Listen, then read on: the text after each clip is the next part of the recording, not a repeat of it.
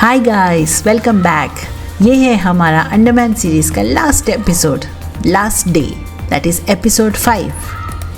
आज हम एक्सप्लोर करने जा रहे हैं एक छोटी सी आइलैंड जिसका हर कोना हिस्ट्री से भरा हुआ है। वेलकम टू रॉस आइलैंड या Netaji Subhash Chandra Bose island. Ross island के लिए फीनिक्स बे जेट्टी से स्पीड बोट्स या फेरी बुक करना पड़ता है। फेरी और बोट दोनों का बुकिंग यहाँ ऑफलाइन होता है।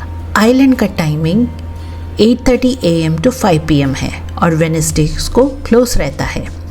जर्नी टाइम बस 10 से 15 मिनट्स का है और अराउंड 1 आवर लगता है पूरा आइलैंड एक्सप्लोर करने में। यहाँ शाम को 5:30 PM light and sound show होता है, पर हमारा फ़्लाइट 2:45 PM है तो हम सिर्फ मॉर्निंग एक्सप्लोर करेंगे। ब्रिटिश रूल के टाइम यह आइलैंड था ब्रिटिशर्स का एडमिनिस्ट्रेटिव हेडक्वार्टर्स। इसको कहा जाता था पेरिस ऑफ ईस्ट, क्योंकि यहाँ उन्होंने एक पूरा टाउनशिप बनाया था। Church, bakery, hospital, printing press और ग्रैंड गवर्नमेंट हाउसेस तक।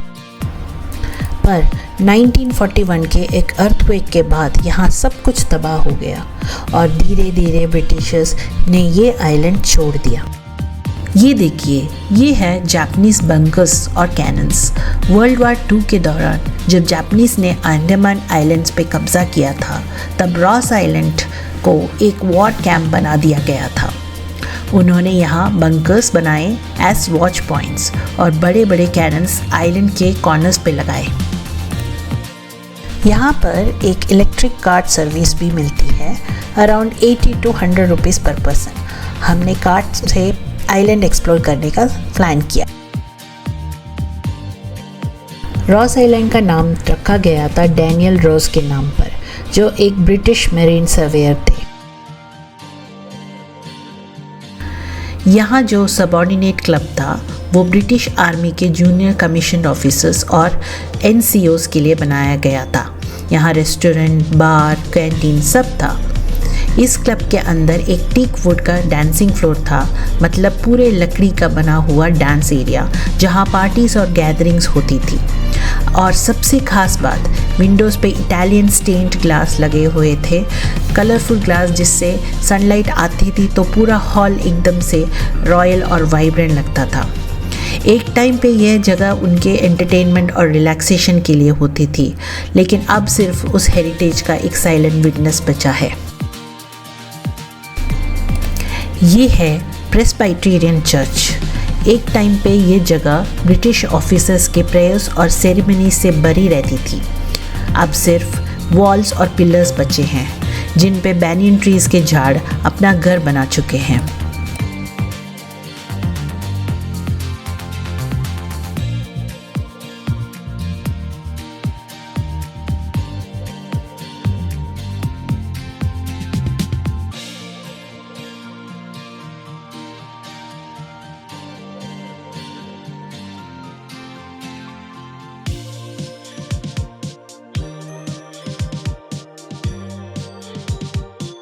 ये है ट्रूप्स बैरक, मतलब ब्रिटिश सोल्जर्स के रहने की जगह, बेसिकली उनके लिविंग क्वार्टर्स। यहाँ 165 ब्रिटिश सोल्जर्स के बैरक थे।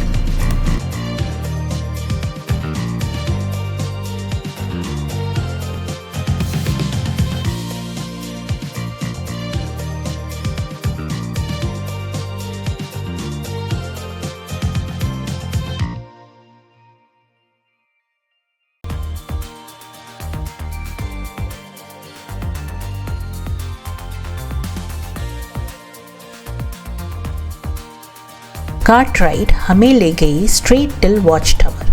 वहाँ से पूरा आइलैंड और सी का पैनोरामिक व्यू मिलता है।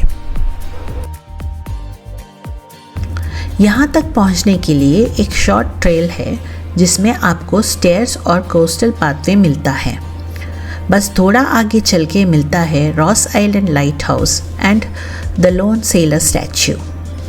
लाइट हाउस के पास यह स्पॉट फ़ोटो और रील लवर्स के लिए परफेक्ट है। ब्राइट सनलाइट, ब्लू सी और पाम ट्रीज़ के बीच का एक ड्रीमी बैकड्रॉप मिलता है।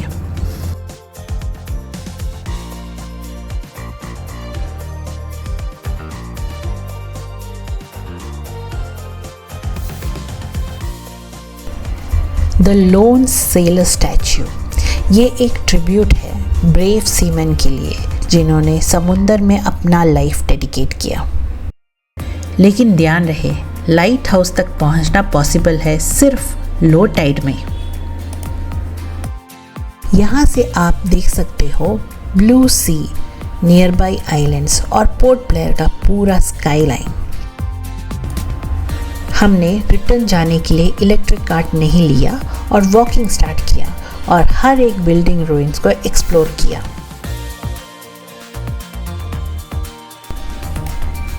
नेचर ने इन्हें अपने कंट्रोल में ले लिया है। पुराने वॉल्स पर बैनियन ट्री के रूट्स और ब्रांचेस रैप होकर एक अलग ही आर्टवर्क बना रहे हैं।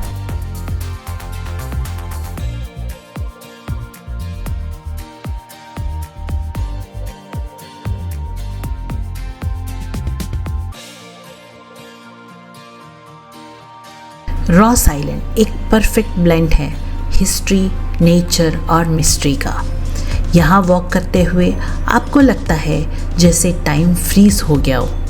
बर्ड्स की आवाज़, सी ब्रीज और रूइंस के बीच यह प्लेस एकदम सुरियल फील देता है।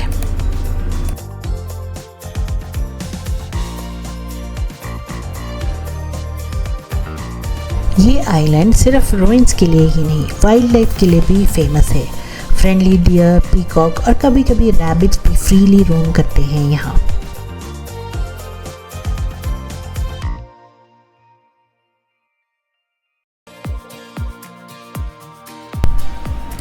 और ये छोटे डियर आइलैंड के सबसे क्यूट रेसिडेंट्स हैं। फ्रेंडली हैं पर फीड करना स्ट्रिक्टली मना है।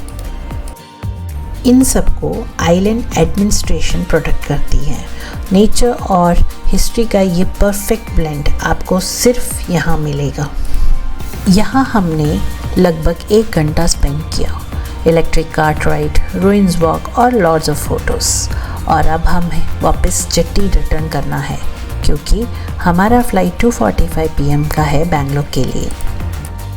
हमने प्लान किया था नॉर्थ बे आइलैंड भी जाने का जो यहीं पास में है, लेकिन टाइम कम था तो स्किप करना पड़ा।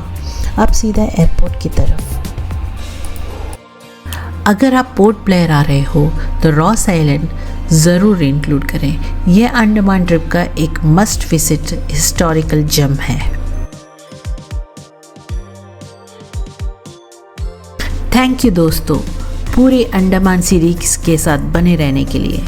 अगर पसंद आया तो लाइक, शेयर और सब्सक्राइब ज़रूर करें।